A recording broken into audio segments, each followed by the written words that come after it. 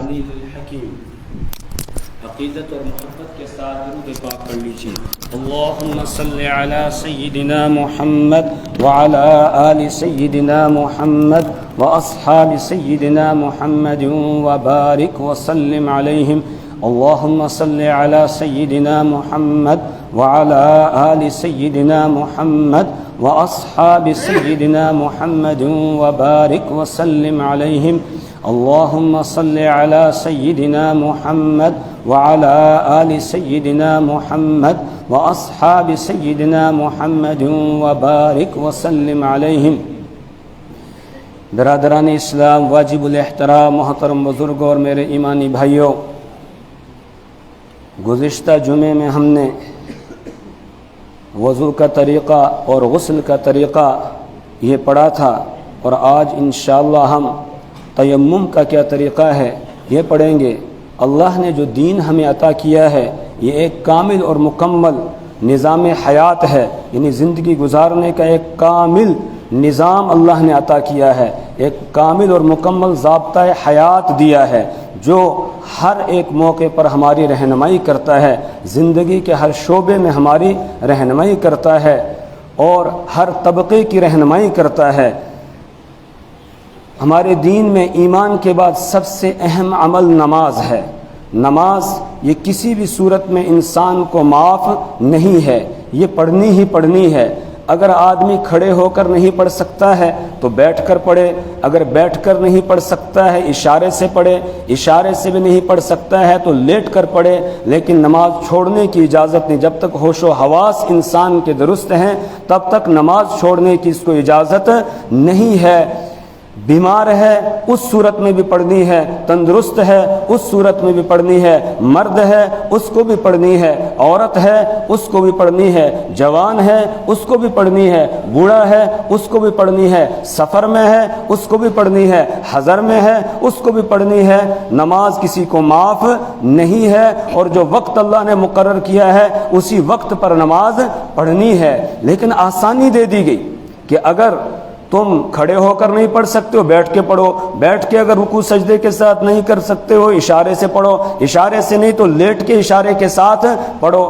اسی طریقے سے نماز سے پہلے پاک ہونے کا حکم ہے کہ پاکی حاصل کر کے پھر اللہ کے دربار میں آ جاؤ، اللہ کی ملاقات کے لیے آ جاؤ، صاف ستھرے ہو کر ملاقات کے لیے آ جاؤ اور وضو کر کے آؤ۔ لیکن اگر وضو نہیں کر سکتے ہو تو پھر تیمم کو مشروع کر دیا گیا، اور تیمم کی مشروعیت کا جو پس منظر ہے احادیث میں بیان کیا گیا ہے کہ رسول اکرم صلی اللہ علیہ وسلم ایک مرتبہ غزوہ ذات الرقاع سے واپس تشریف لا رہے تھے، اور بعض اسفار میں آپ نے ازواج مطہرات کو بھی ساتھ لیا ہے۔ ازواج مطہرات کو آپ غزوات میں ساتھ لے جایا کرتے تھے۔ اس مرتبہ امی عائشہ صدیقہ رضی اللہ تعالی عنہا کو ساتھ لیا تھا۔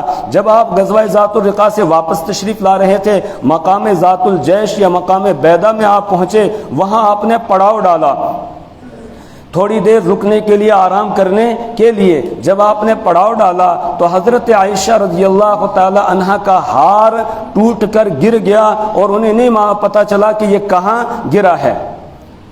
انہوں نے رسول اکرم صلی اللہ علیہ وسلم کو بتا دیا کہ یا رسول اللہ صلی اللہ علیہ وسلم، میرے گلے کا ہار تھا وہ کہیں گر گیا ہے۔ رسول پاک صلی اللہ علیہ وسلم نے صحابہ کو حکم دیا کہ ذرا تلاش کرو، جو پچھلا پڑاؤ تھا ہمارا وہاں بھی ڈھونڈو، راستے میں ڈھونڈو۔ صحابہ ہار تلاش کر رہے ہیں، رسول پاک صلی اللہ علیہ وسلم سستانے کے لیے آرام فرمانے لگے۔ حضرت عائشہ رضی اللہ تعالی عنہا چار زانو ہو کر بیٹھ گئیں، اور حضرت عائشہ رضی اللہ تعالی عنہا کی ران پر رسول پاک صلی اللہ علیہ وسلم نے اپنا سر مبارک رکھا اور آپ آرام فرمانے لگے۔ آپ کو نیند پڑ گئی، آپ گویا سو جاتے ہیں۔ اس میں بھی یہ تعلیم دی کہ میاں بیوی کا کیسے تعلق ہونا چاہیے، کس طریقے سے رسول پاک صلی اللہ علیہ وسلم گود میں سر رکھ کے آرام فرما رہے ہیں۔ اب نماز کا وقت قریب ہے، جہاں پڑاؤ ڈالا ہے پانی وہاں پر نہیں ہے، اور لوگ ہار تلاش کر رہے ہیں، صحابہ کرام، ہار ابھی ملا نہیں۔ تب تک نماز کا وقت بالکل قریب آ گیا تو لوگ سیدنا ابو بکر صدیق رضی اللہ تعالیٰ عنہ کے پاس آئے اور آ کر کہنے لگے کہ دیکھو حضرت عائشہ نے ہم سب کو یہاں روک دیا، ہار گم کر دیا، پتہ نہیں کیا کرتی رہتی ہیں۔ ہار گم کر دیا، اب یہاں پانی موجود نہیں، ہمارے پاس بھی پانی نہیں ہے اور اس جگہ میں بھی پانی نہیں ہے، ادھر سے نماز کا وقت آ گیا، رسول پاک صلی اللہ علیہ وسلم بھی موجود ہیں اور سارے لوگ موجود ہیں، اب نماز کا کیا بنے گا؟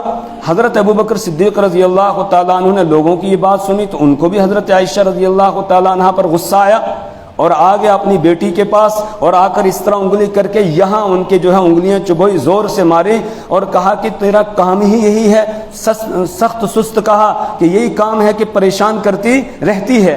حضرت عائشہ رضی اللہ تعالیٰ عنہ فرماتی ہیں کہ مجھے تکلیف ہوئی لیکن میں ہلی نہیں، صرف اس لیے نہیں ہلی کہ اگر میں ہل جاؤں گی رسول پاک صلی اللہ علیہ وسلم کی نیند خراب ہو جائے گی، اس لیے تکلیف کو میں نے برداشت کیا لیکن میں ہلی نہیں۔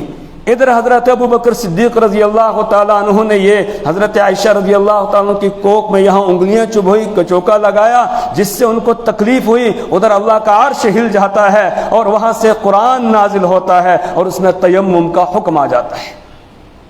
رسول پاک صلی اللہ علیہ وسلم پر وحی کی کیفیت جو ہے وہ طاری ہو گئی اور وحی نازل ہو گئی، سورۃ النساء کی آیت نازل ہو گئی، وَإِن كُنتُم مَرْضَىٰ أَوْ عَلَىٰ سَفَرٍ أَوْ جَاءَ أَحَدٌ مِّنكُم مِّنَ الْغَائِطِ أَوْ لَامَسْتُمُ النِّسَاءَ فَلَمْ تَجِدُوا مَاءً فَتَيَمَّمُوا صَعِيدًا طَيِّبًا فَامْسَحُوا بِوُجُوهِكُمْ وَأَيْدِيكُمْ وَإِن كُنتُم مَّرْضَىٰ، اگر تم بیمار ہو، او علی سفر، یا تم سفر پر ہو، او جاء احد منکم من الغائط، یا تم میں سے کوئی استنجے سے فارغ ہو کر آیا ہو، او لامستم النساء، یا بیوی کے ساتھ ملاقات کی ہو، او لامستم النساء فلم تجدوا ماء، یعنی تم ناپاک ہو گئے ہو، تمہیں حدث اصغر یا حدث اکبر دونوں میں سے کوئی ایک لاحق ہو گیا ہے، پھر فلم تجدوا ماء، تم پانی نہ پاؤ، فتیمموا صعیدا طیبا، تو تم اب پاک مٹی کا قصد کرو، ارادہ کرو، فامسحوا بوجوہکم وایدیکم، تو اپنے چہروں اور اپنے ہاتھوں کا مسح کر لو۔ جب یہ آیت کریمہ نازل ہوئی رسول پاک صلی اللہ علیہ وسلم نے صحابہ کو سنائی، صحابہ خوش ہو گئے کیونکہ عرب کا یہ علاقہ تھا جس میں پانی کی قلت تھی، پانی ملتا نہیں تھا، یہ سفر کرتے تھے اور کئی کئی میل تک پانی کہیں نہیں ہوتا تھا، اب تو آسانی آ گئی کہ وضو کی جگہ تیمم کر سکتے ہیں، سارے خوش ہو گئے، بلکہ حضرت اسید ابن حضیر رضی اللہ تعالیٰ عنہ نے تو حضرت ابوبکر صدیق رضی اللہ تعالیٰ عنہ کے خاندان کو مخاطب کر کے کہا، ما ہی بأول برکتکم یا آل ابی بکر، اے آل ابو بکر، یہ تمہاری کوئی پہلی برکت نہیں ہے جو ظاہر ہو رہی ہے، تمہاری برکت کی وجہ سے بڑی آسانیاں ہمیں دین کے اندر مل گئی ہے۔ تو اس طرح تیمم کا حکم آ جاتا ہے اللہ کی طرف سے، یہ تیمم کا پس منظر ہے۔ اب تیمم کن صورتوں میں ہم کر سکتے ہیں، کس چیز سے تیمم کر سکتے ہیں، اسی طریقے سے تیمم کرنے کا طریقہ کیا ہے، یہ باتیں ہم نے سیکھنی ہیں۔ سب سے پہلے نمبر پر کہ تیمم ہم کب کر سکتے ہیں، کن صورتوں میں کر سکتے ہیں، تو اللہ تعالیٰ نے بیان فرمایا وَإِن كُنتُم مَرْضَىٰ أَوْ عَلَىٰ سَفَرٍ أَوْ جَاءَ أَحَدٌ مِّنكُم مِّنَ الْغَائِطِ أَوْ لَامَسْتُمُ النِّسَاءَ وَإِن كُنتُم مَّرْضَىٰ، اگر تم بیمار ہو، او علی سفر، یا سفر کی حالت میں ہو، سفر میں ہو، او جاء احد منکم من الغائط، یا تم میں سے کوئی نشیبی جگہ سے ہو کر آیا ہے، یعنی استنجے سے فارغ ہو کر آیا ہے، مطلب یہ ہے کہ اس کا وضو ٹوٹ گیا ہے، نواقض وضو میں سے کوئی ناقض پایا گیا ہے، اس کو وضو کی ضرورت ہے۔ او لامستم النساء، یا تم نے عورتوں کو چھوا ہے، چھونے سے مراد یہاں مخصوص ملاقات ہے، وہ تم نے کی ہے جس میں آدمی ناپاک ہو جاتا ہے، جنابت کی حالت میں آ جاتا ہے، تمہیں غسل کی ضرورت ہے۔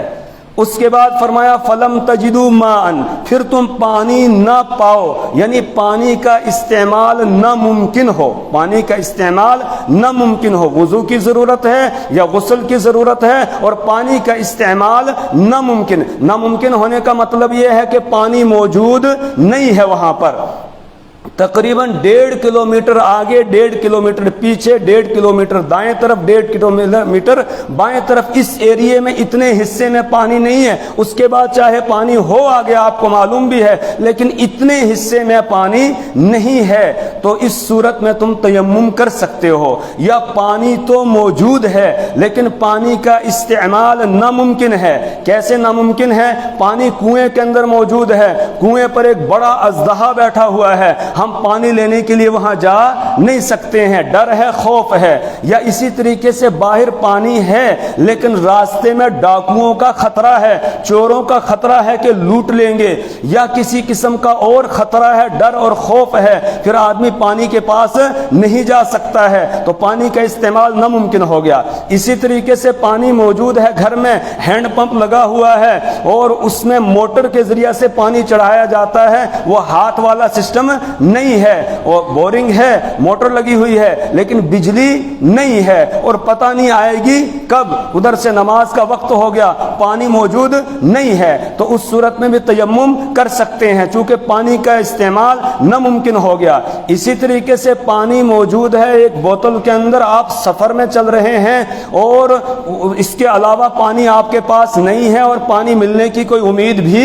نہیں ہے، اگر اس پانی کو وضو میں استعمال کر لیں گے تو پینے کے لیے بچے گا نہیں، اور اگر پیئیں گے تو پھر وضو کے لیے نہیں ہے، تو اس پانی کو پینے کے لیے رکھا جائے چونکہ جان کا بچانا ضروری ہے۔ تو اس صورت میں پانی موجود ہے، اس پانی کی موجودگی میں بھی آدمی کو تیمم کرنے کی اجازت ہے چونکہ اب یہ پانی کے استعمال پر قادر نہیں ہے، ناممکن ہے پانی کا استعمال، اگر کر لے گا تو پینے کے لیے پھر بچے گا ہی نہیں۔ اسی طریقے سے ایک آدمی بیمار ہے اور اتنا بیمار ہے کہ ڈاکٹروں نے کہا ہے پانی کو استعمال نہیں کرنا ہے، اگر پانی کو استعمال کرے گا بیماری بڑھ جائے گی یا جان کا خطرہ ہو جائے گا، تو اس صورت میں بھی وہ تیمم کر سکتا ہے۔ وَإِن كُنتُم مَرْضَىٰ، اگر تم بیمار ہو، لیکن بیماری سے مراد ایسی بیماری ہے کہ جس میں پانی کا استعمال مضر ہو، مضر ہونے کا مطلب یہ ہے یا تو بیماری کے بڑھ جانے کا اندیشہ ہو یا یہ کہ مر جانے کا ہی اندیشہ ہو، تو اس صورت میں کہا تیمم کر لو۔ رسول پاک صلی اللہ علیہ وسلم کے زمانے میں ایک واقعہ پیش آیا، ایک صحابی کسی غزوے میں گئے تھے اور ان کے سر میں زخم آ گیا، تو اب ان کو اتفاق سے غسل کی ضرورت پیش آ گئی۔ انہوں نے ساتھیوں سے پوچھا کہ مجھے غسل کی حاجت ہو گئی ہے اور میرے سر میں زخم لگا ہوا ہے تو مجھے کیا کرنا ہے، تیمم کر سکتا ہوں میں؟ ان ساتھیوں کو مسئلہ معلوم نہیں تھا، انہوں نے جواب دیا کہ نہیں، آپ کے لیے تیمم درست نہیں ہے، آپ کو تو غسل ہی کرنا ہوگا۔ اس سے یہ بھی معلوم ہوا کہ اگر کسی کو مسئلہ معلوم نہ ہو اور اس سے مسئلہ پوچھا جائے تو اسے مسئلہ بتانا نہیں چاہیے، بلکہ کہنا چاہیے کہ مجھے اس کا علم نہیں ہے، میں پہلے معلومات حاصل کروں گا پھر آپ کو بتاؤں گا۔ حضرت علی رضی اللہ تعالیٰ عنہ فرماتے ہیں یہ کہنا کہ مجھے معلوم نہیں ہے میں تحقیق کر کے بتاؤں گا، یہ بھی آدھا علم ہے۔ فرماتے تھے یہ بھی کیا ہے، آدھا علم ہے۔ اس میں آدمی کو، مفتی کو، عالم کو کوئی شرم محسوس نہیں کرنی چاہیے۔ مسئلہ معلوم ہے بتا دو، نہیں معلوم ہے یا اچھی طرح یاد نہیں ہے تو پھر بتا دے کہ میں تحقیق کر کے پھر آپ کو بتاؤں گا، اس وقت مسئلہ میرے ذہن میں نہیں ہے۔ ان لوگوں نے مسئلہ بتا دیا، اس کے بعد اس آدمی نے غسل کیا، جب اس نے غسل کیا وہ پانی سر کے زخم میں چلا گیا، اس کے نتیجے میں اس کی شہادت واقع ہو گئی، انتقال ہو گیا۔ رسول پاک صلی اللہ علیہ وسلم کو جب پتہ چلا، آپ نے فرمایا جنہوں نے غلط مسئلہ بتایا انہوں نے اس کو قتل کر دیا، یہ اس کے قتل کے مجرم ہو گئے، انہوں نے اس کو قتل کر دیا کیونکہ ان کو مسئلہ معلوم نہیں تھا اور انہوں نے اپنی طرف سے مسئلہ بتا دیا، جبکہ اس کو ایسی بیماری تھی کہ تیمم کرنا اس کے لیے جائز تھا، اس کو تیمم ہی کرنا تھا، اس کو غسل نہیں کرنا تھا۔ پھر آپ نے ان کے لیے بد دعا بھی کی کہ قتلہم اللہ، اللہ ان کو قتل کرے، اللہ ان کو غارت کرے کہ جنہوں نے اس بندے کو قتل کر دیا غلط مسئلہ بتا کر۔ تو ایسا زخم ہے جسم کے اوپر کہ نہانے کی ضرورت ہے، نہائیں گے تو اس صورت میں جان کا خطرہ ہے تو تیمم کر سکتے ہیں چونکہ پانی کا استعمال ناممکن ہے۔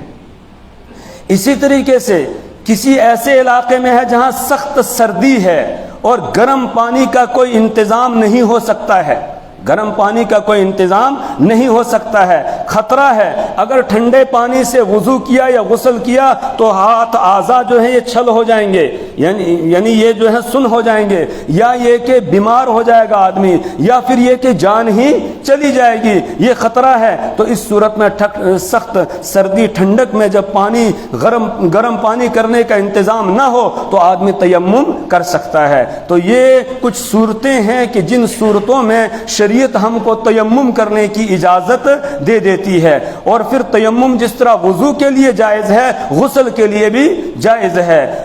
بخاری شریف کے اندر روایت ہے ایک مرتبہ سیدنا فاروق اعظم رضی اللہ تعالیٰ عنہ اور حضرت عمار ابن یاسر رضی اللہ تعالیٰ عنہ دونوں بکریاں چرانے کے لیے یا کسی اور غرض سے جنگل کی طرف گئے ہوئے تھے. اتفاق سے دونوں کو غسل کی ضرورت پیش آ گئی. دن کو آدمی قیل اللہ کے لیے لیٹتا ہے تو اسی حالت میں ان کو غسل کی ضرورت پیش آ گئی. اب فاروق اعظم رضی اللہ تعالیٰ عنہ نے تو یہ کہا کہ مسئلہ معلوم نہیں ہے, اس لیے میں تو نماز ابھی نہیں پڑھوں گا, بعد میں جا کر رسول پاک صلی اللہ علیہ وسلم سے مسئلہ معلوم کروں گا یا گھر جا کے غسل کروں گا, اس کے بعد نماز پڑھوں گا. حضرت عمار ابن یاسر رضی اللہ تعالیٰ عنہ نے یہ کہا کہ میں تو تیمم کر کے نماز پڑھ لوں گا. اور پھر تیمم کے لیے کیا کیا انہوں نے, تھوڑا سا ہٹ کر وہ ایک کنارے ہو گئے, کپڑے اتارے اور پورے جسم کو جو ہے وہ ریت کے اندر لت پت کیا, لوٹ پوٹ ہو گئے, اور اس کے بعد پھر انہوں نے نماز پڑھ لی. اب دونوں نے آ کر اپنا واقعہ رسول پاک صلی اللہ علیہ وسلم کو سنایا تو رسول پاک صلی اللہ علیہ وسلم نے فرمایا جو تیمم وضو کا تھا وہی تیمم غسل کا ہے. غسل کے لیے پورے جسم کو اس طرح ریت کے اندر لوٹ پوٹ کرنے کی ضرورت, آلودہ کرنے کی ضرورت نہیں ہے. جو تیمم وضو کا ہے وہی غسل کے لیے چلے گا, اس میں الگ سے کچھ کرنے کی ضرورت نہیں ہے. یہ مسئلہ بھی بتا دیا رسول پاک صلی اللہ علیہ وسلم نے. قرآن نے بھی یہ کہا کہ او جاء احد منکم من الغائط, یا تم میں سے کوئی نشیبی جگہ سے ہو کر آیا ہو, یعنی استنجا کر کے آیا ہو, وضو ٹوٹ گیا ہو تو وہ تیمم کر لے. او لامستم النساء, یا تم میں سے کسی نے عورت کو چھوا ہو, عورت کو چھونے سے مراد وہی کہ مخصوص ملاقات کی اور غسل کی آدمی کو ضرورت پڑ گئی ہے, تو اس صورت میں پھر وہ تیمم کر سکتا ہے. فتیمموا, تو تم قصد کرو, ارادہ کرو تیمم کرنے کا. فتیمموا صعیدا طیبا, پاک مٹی کا قصد کر لو. مٹی کے ذریعہ سے یا جو زمین کی جنس سے چیزیں ہیں ان پر تیمم کیا جا سکتا ہے. مٹی ہے, مٹی سے تیمم کریں. پتھر, یہ بھی زمین کی جنس سے ہے, لہذا اس پر بھی تیمم کر سکتے ہیں. مٹی کی جنس سے کون سی چیزیں ہیں؟ فقہائے کرام نے ایک ضابطہ بیان کیا, جو جلانے سے نہ جلے, پگھلانے سے نہ پگھلے, وہ مٹی کی جنس سے ہے. لکڑی ہے, جلائیں گے تو جل جاتی ہے, تیمم اس پر ہاتھ مار کے جائز نہیں ہوگا. کاغذ ہے, جلانے سے جل جاتا ہے, لہذا اس پہ بھی تیمم درست نہیں ہوگا. پلاسٹک ہے, پگھلانے سے پگھل جاتا ہے, اس پر تیمم درست نہیں ہوگا. جو چیزیں زمین کی جنس سے ہیں ان کی پہچان یہ ہے کہ جلانے سے نہ جلے اور پگھلانے سے نہ پگھلے. اب اس میں مٹی بھی آ گئی, اس میں ریت بھی آ گئی, اس میں پتھر بھی آ گیا, اس میں سیمنٹ بھی آ گیا. یہ چیزیں ہیں جن کے اوپر ہم تیمم کر سکتے ہیں. پھر پتھر میں ماربل ہے, ماربل کے اوپر بھی ہاتھ مار کے آدمی تیمم کر سکتا ہے. یہ کوئی ضروری نہیں ہے کہ اس کے اوپر گرد و غبار پڑا ہوا ہو, نہیں, اس کے بغیر بھی ہم ہاتھ مار کے تیمم کر سکتے ہیں. یہ جو اینٹ ہم دیوار میں لگاتے ہیں, اس اینٹ کے اوپر بھی ہاتھ مار کے اور اس سے بھی تیمم کر سکتے ہیں. ٹائل جو لگاتے ہیں اس پر بھی ہاتھ مار کے ہم تیمم کر سکتے ہیں. دیوار ہے, اگر دیوار کے اوپر پینٹ نہیں ہوا ہے تو اس کے اوپر بھی ہاتھ مار کے ہم تیمم کر سکتے ہیں. بس یہ ہے کہ پاک ہونی چاہیے چیزیں, اگر ناپاک ہوں گی پھر تیمم نہیں ہوگا, پاک ہونا ضروری ہے. شیشہ ہے, اس کے اوپر ہاتھ مار کے تیمم نہیں ہوگا. کیوں؟ اس لیے کہ یہ بھی پگھل جاتا ہے, تو شیشہ جو ہے اس پہ تیمم درست نہیں. لیکن اگر شیشے کے اوپر گرد و غبار ہے اور اتنا گرد و غبار ہے کہ انگلی سے ہم ایسے لکیر لگائیں تو لکیر لگ جائے, تو اب اس گرد و غبار پہ ہاتھ مار کے ہم تیمم کر سکتے ہیں. چونکہ مٹی کی جنس سے یہ آ گیا ہے گرد و غبار, اس کے اوپر ہاتھ مار کے ہم تیمم کر سکتے ہیں. تو یہ چیزیں ہیں جن کے اوپر ہم, جن چیزوں سے ہم تیمم کر سکتے ہیں, جو جلانے سے نہ جلے اور پگھلانے سے نہ پگھلے, اس پہ ہاتھ مار کے ہم تیمم کر سکتے ہیں. اس کے بعد اب تیمم کا طریقہ کہ تیمم کیسے کرنا ہے. تیمم کے اندر 3 فرض ہیں. کتنے فرض ہیں؟ 3 فرض ہیں. پہلا فرض ہے نیت کرنا. وضو میں نیت کرنا فرض نہیں ہے, سنت ہے. وضو میں نیت کرنا فرض نہیں, سنت ہے. نیت کریں گے تو عبادت کا ثواب ملے گا, وضو ہمارا عبادت ہو جائے گا. نیت نہیں کریں گے, وضو تو ہو جائے گا لیکن ثواب نہیں ملے گا. البتہ امام شافعی رحمہ اللہ کی تحقیق یہ ہے کہ وضو کے لیے بھی نیت ضروری ہے. اگر کسی نے بغیر نیت کے ہی وضو کیا اس کا وضو ہوگا ہی نہیں. لیکن امام اعظم ابو حنیفہ رحمۃ اللہ علیہ کی تحقیق یہ ہے کہ بغیر نیت کے کوئی وضو کرے گا تب بھی وضو ہو جائے گا. لیکن تیمم کے لیے نیت ضروری ہے, فرض ہے, چونکہ قرآن کا حکم ہے فتیمموا, تو تم ارادہ کرو. اور ارادے ہی کو کیا کہتے ہیں؟ نیت کہتے ہیں. ارادے ہی کا نام کیا ہے؟ نیت ہے. فتیمموا صعیدا طیبا, پاک مٹی کا تم قصد کرو, ارادہ کرو. تو پہلا فرض ہے نیت کرنا, دوسرے نمبر پر ہے چہرے کا مسح کرنا, اور تیسرا فرض ہے دونوں بازوؤں کا مسح کرنا. اب طریقہ کیا ہوگا؟ آدمی مٹی کے اوپر ہاتھ مار لے, یا ماربل پر ہاتھ مار رہا ہے, یا دیوار کے اوپر ہاتھ مار رہا ہے, یا اینٹ پر ہاتھ مار لے, یا گرد و غبار ہو اس پہ ہاتھ مارا, اور اس کے بعد پھر اگر ہاتھوں میں ہاتھ آلودہ ہو جائیں, مٹی لگ جائے جس سے چہرے کے آلودہ ہونے کا اندیشہ ہے, تو اس کو جھاڑ لے, ایسے اس طرح جھاڑ لے. آلودہ کرنا مقصد نہیں ہے, اللہ کے حکم کو پورا کرنا مقصد ہے. مقصد ہے اللہ کا حکم پورا کرنا. جب وضو ہم کر رہے تھے پانی سے تو پاکی اللہ کے حکم سے حاصل ہو رہی تھی. اب تیمم کریں گے مٹی سے تو پاکی اللہ کے حکم سے ہمیں حاصل ہوگی. تو اللہ کے حکم کو ہم نے ماننا ہے بس, اس لیے آلودہ نہیں کرنا ہے. ورنہ ماربل کے اوپر تو کچھ بھی نہیں لگے گا, ہاتھوں کے ساتھ کچھ بھی نہیں. اب اگر مٹی لگ گئی ہاتھوں میں تو ایسے جھاڑ لے. اس کے بعد پھر اس طرح چہرے کا مسح کرنا ہے کہ ایک بال کے برابر بھی کوئی جگہ ایسی نہ رہے جہاں پر ہاتھ نہ پھرے. یہاں سے رکھ کے اچھے طریقے سے, اور پھر اس طرح دبا کر آدمی اس طریقے سے, یہ چہرے کا مسح ہو گیا. اگر کہیں اندیشہ ہو کہ یہ جگہ رہ گئی یا یہاں رہ گیا ہے تو پھر یہاں پر اس طریقے سے دوبارہ ہاتھ کو پھیر لے. اس کے بعد دوبارہ ہاتھوں کو مٹی پر مار لے دوسری مرتبہ, اور پھر دائیں بازو اور بائیں بازو دونوں بازوؤں کا مسح کرنا ہے. ہاتھ دونوں مار لیے مٹی پر. اس کے بعد پھر بایاں ہاتھ ایسے رکھیں, اور دایاں ہاتھ یہاں یہ انگلیاں جو ہیں, بائیں ہاتھ کی انگلیاں, ان انگلیوں کے اوپر دائیں ہاتھ کی یہ پشت جو ہے یہ رکھ دے, اس طریقے سے انگلیاں رکھے یہ, اور پھر یہاں سے کھینچ کر اس طریقے سے یہاں تک لائے. پھر یہاں سے ایسے ہاتھ کو گھما لے. یہ انگوٹھا اور یہ انگلی بچی ہوئی تھی تو اس کے ساتھ اس طریقے سے ادھر سے کھینچ کر لائے. اب اس بازو کا مسح ہو گیا. اب بائیں بازو کا کرنا ہے تو اس کے لیے نئی مٹی لینے کی ضرورت نہیں ہے, جو پہلے ہاتھ مارے تھے وہی کافی ہے. اسی طرح یہاں پر رکھے اور اس طرح کھینچ کر لائے, اور پھر یہاں سے اس طریقے سے لے آئے. اس کے بعد ہاتھ انگلیوں کا خلال کر لے, بس تیمم ہو گیا. وضو کا تیمم بھی اسی طرح ہوگا اور غسل کا تیمم بھی اسی طریقے سے ہوگا. فَامْسَحُوا بِوُجُوهِكُمْ وَأَيْدِيكُمْ مِنْهُ, اللہ فرماتے ہیں فَامْسَحُوا بِوُجُوهِكُمْ وَأَيْدِيكُمْ مِنْهُ, تم اپنے چہروں کا بھی مسح کرو اور اپنے ہاتھوں کا مسح کرو. اس کے بعد اللہ تعالیٰ نے حکمت بیان کی کہ یہ جو تیمم کا اللہ نے حکم دیا وضو کی جگہ یا غسل کی جگہ, یہ کیوں دیا؟ مَا يُرِيدُ اللَّهُ لِيَجْعَلَ عَلَيْكُمْ مِنْ حَرَجٍ, ما يريد الله ليجعل عليكم من حرج, اللہ تعالیٰ تم پر تنگی کرنا نہیں چاہتا ہے, تم کو مشکل میں ڈالنا نہیں چاہتا ہے, تمہارے لیے آسانی پیدا کرنا چاہتا ہے. دوسری جگہ روزے کے بیان میں یرید اللہ بکم اليسر ولا یرید بکم العسر, اللہ تعالیٰ تمہارے ساتھ آسانی کا معاملہ کرنا چاہتا ہے, مشقت اور پریشانی کا معاملہ کرنا نہیں چاہتا ہے. اگر یہ حکم دیا جاتا کہ تمہیں وضو ہی کرنا ہے, نماز ضرور پڑھنی ہے, یا غسل کی جگہ غسل ہی کرنا ہے اور پھر تمہیں نماز پڑھنی اور نماز ضروری ہے, چاہے جیسے بھی ہو تمہیں وضو کرنا ہے, چاہے جیسے ہو تمہیں غسل کرنا ہے, تو مشقت میں پڑ جاتے کہ نہیں؟ لیکن اللہ نے اپنے دین کے اندر آسانی رکھی ہے, اور صرف عبادات میں ہی نہیں بلکہ جتنے بھی ہمارے معاملات ہیں سب میں اللہ تعالیٰ نے دین کے اندر آسانی ہی آسانی رکھی ہے. کوئی دین پر آ کر تو دیکھے, پھر کتنی آسانی ہے اس میں. آج ہم نے اپنے آپ کو دین سے نکال کر اور پھر رسم و رواجات کے اندر اپنے آپ کو ڈال کر بہت مشکلوں میں اپنے آپ کو ڈال لیا ہے, بڑی پریشانیوں کے اندر ہم نے اپنے آپ کو ڈال لیا ہے. اللہ نے اپنے دین کے اندر بہت آسانی رکھی ہے, اور دین مکمل ضابطۂ حیات ہے, مکمل نظام زندگی کا نام ہے دین.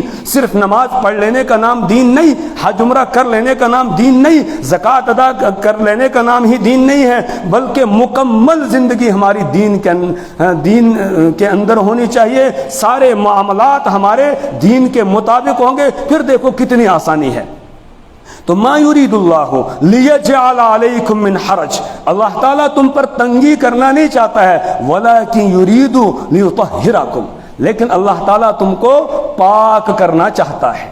اللہ پاک کرنا چاہتا ہے. جب وضو کیا تھا تو اللہ کے حکم سے وضو کیا, اس کے حکم کے مطابق وضو کیا, پاکی حاصل ہو گئی. غسل کیا اللہ کے حکم سے کیا, اس کے حکم کے مطابق کیا, تو ہم پاک ہو گئے. اور اب تیمم کر رہے ہیں, اللہ کے حکم سے کر رہے ہیں, اللہ کے حکم کے مطابق کر رہے ہیں, تو بالکل ویسی ہی پاکی حاصل ہو جائے گی جیسی پاکی غسل سے تھی, جیسی پاکی وضو سے تھی. جو کام ہم غسل اور وضو سے کر سکتے تھے وہ سارے کام آپ تیمم کر کے بھی ہم کر سکتے ہیں. اس میں کوئی جو ہے وہ ممانعت کسی قسم کی نہیں ہوگی. ویسے ہی آدمی بالکل کیا ہو جاتا ہے, پاک ہو جاتا ہے. کیونکہ اصل چیز ہے اللہ کے حکم کو ماننا, اللہ کے حکم کو ماننا. اب ایک آدمی ہے, اس نے بڑے اچھے طریقے سے غسل کیا, شیمپو ویمپو لگا کے بڑی خوشبو لگائی, سرخی پاؤڈر ساری چیزیں لگائی, ایک دم جو ہے چمک گیا, پاک ہو گیا. اس کے بعد اب اس کی ذرا سی ہوا خارج ہو جاتی ہے, تو بتائیے وہ اسی حالت میں نماز پڑھ سکتا ہے؟ وہ کہ میں تو بالکل صاف ستھرا ہوں, ابھی 10 منٹ پہلے میں نہایا ہوں اور میں نے یہ سارے کام میں نے کیے ہیں, میں تو چمک رہا ہوں. تو اللہ کے یہاں وہ پاک نہیں ہے, بلکہ کیا ہو چکا ہے, ناپاک ہو چکا ہے. وضو کے بغیر اب اس کی نماز نہیں ہوگی. تو اصل چیز ہے اللہ کے حکم کو ماننا. ما یرید اللہ لیجعل علیکم من حرج ولکن یرید لیطہرکم ولیتم نعمتہ علیکم. اور اللہ نے یہ تیمم کا حکم کیوں دیا؟ اس لیے کہ وہ اپنی نعمت کو تم پر مکمل کرنا چاہتا ہے, لعلکم تشکرون, تاکہ تم اللہ کا شکر ادا کرو. لہذا ہم سب اللہ کا شکر ادا کرتے ہیں. اس پروردگار نے اپنے دین میں ہمارے لیے آسانیاں رکھی ہیں. اب اس سے آگے انشاءاللہ آئندہ جمعے کو کہ تیمم کن چیزوں سے ٹوٹ جاتا ہے, یہ مسئلہ ہوگا آئندہ جمعے. اور اسی طریقے سے چونکہ اب سردی کا موسم آ رہا ہے تو ہم پیروں میں خفین وغیرہ لگاتے ہیں, اس کے مسح کا کیا مسئلہ ہے, آئندہ جمعے ہم انشاءاللہ یہ پڑھیں گے. مسائل خفین یعنی خفین پر مسح کرنے کے مسائل, اور اسی طریقے سے تیمم کن چیزوں سے ٹوٹ جاتا ہے اور اس کا حکم کیا ہے, وہ انشاءاللہ ہم آئندہ جمعے پڑھیں گے. اللہ تعالی ہمیں دین کی صحیح سمجھ اور فہم عطا فرمائے. اللہ اعمال صالحہ کی توفیق عطا فرمائے, برے اعمال سے اللہ ہماری حفاظت فرمائے. ایک سائلہ عورت ہے,